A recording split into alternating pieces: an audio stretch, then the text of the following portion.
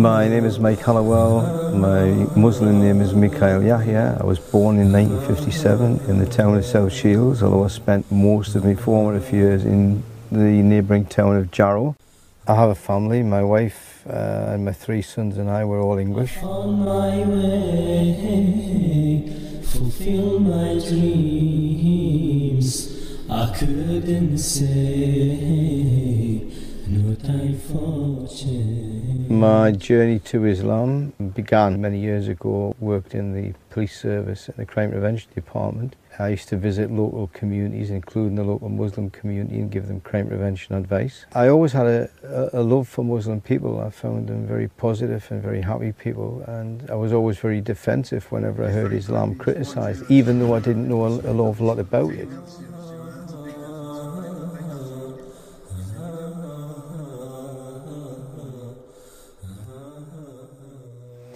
The second thing was that I had a son, Harun, who suffered from depression, and he used to drink and gamble, and he really had no purpose in his life. What are we doing here, and where are we gonna go? It's like we just woke up one morning, and then it's welcome to the show. Don't ask any questions, just go with the flow. Make as much money as you can and try your best not to get broke. And then he became Muslim and he stopped drinking, fighting, gambling, and this really made us wake up and smell the coffee. I just need to know, is there more to the cycle than growing and getting old? Living and dying just to leave behind a happy home and a whole lot of property that somebody else is going to own. I just really need to know before the casket's closed. We asked ourselves, look, what could have had such an amazing impact on our son? What is it about Islam that could change a person from such a negative way of living to such a positive way of living? If you ask my wife, what has Islam done for you? She will say, well, it gave me my son back.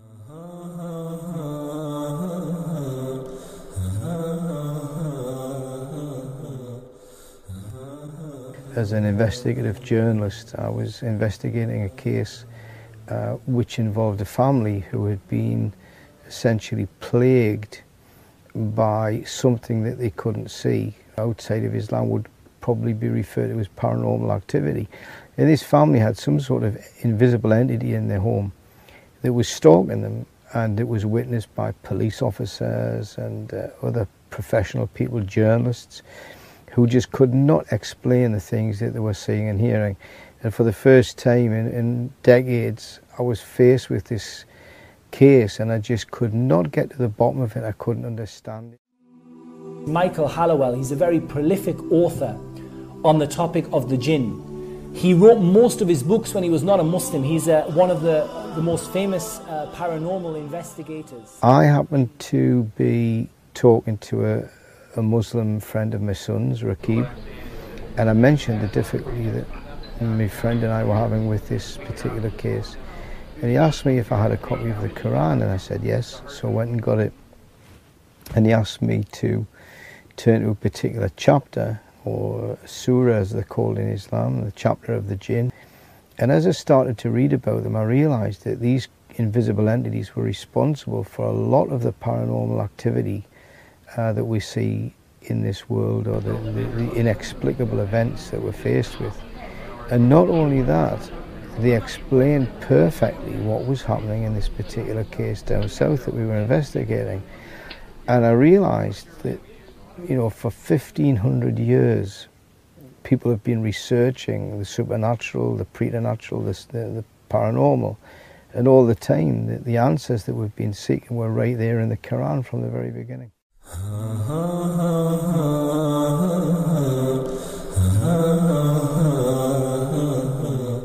The next thing that happened was that my father, who was 78, also became Muslim. He recently died at the age of 80, so he had 2 years as a Muslim. Well, it was my son. Okay, he became Muslim first. And then he twisted me arm up my back. That is not true. became Muslim. MashaAllah. And then my father became Muslim. Very slow. Very slow on the uptake.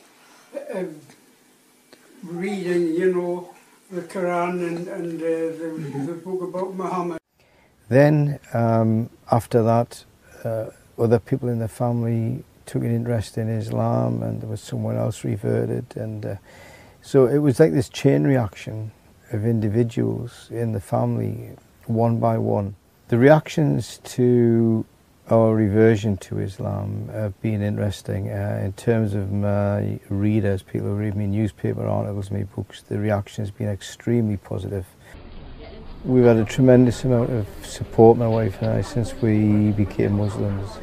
And there are organisations throughout the northeast, such as the Islamic Diversity Centre, which provides great support for new Muslims. Islam is a very strong, cohesive bond amongst the individuals who embrace it, and so you find yourself continually, despite the lack of alcohol and drugs and cigarettes and everything else, despite that, you find yourself continually being asked out to family gatherings, to restaurants. There's a very, very active social participation aspect to Islam. والنازعات غرقا والناشطات نشطا والسابحات سبحا فالسابقات سبقا فالمدبرات أمرا يوم ترجف الراجفة تتبعها الرادفة قلوب يومئذ واجفة. I found my way, fulfill my dreams. I couldn't say, no time for change. I couldn't say, no time for change. I found my way, fulfill my dreams.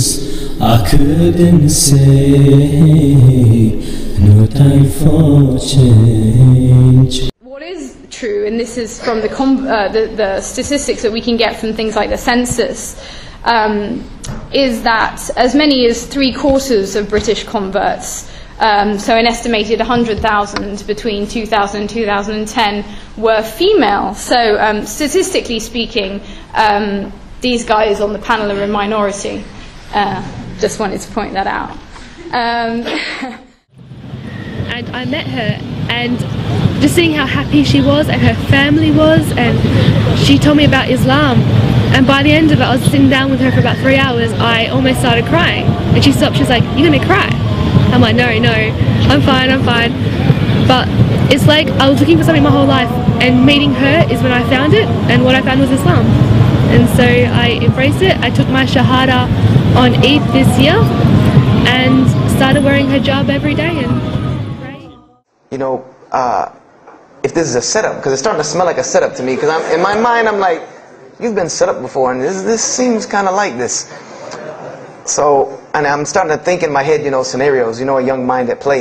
You know, I said, this other guy, my friend, he probably was in this same situation like me, and he probably made a deal with them to get out, as long as he brought other Americans and tricked them into coming to the mosque so they could do their jihad after Jumu'ah and get their 70 virgins.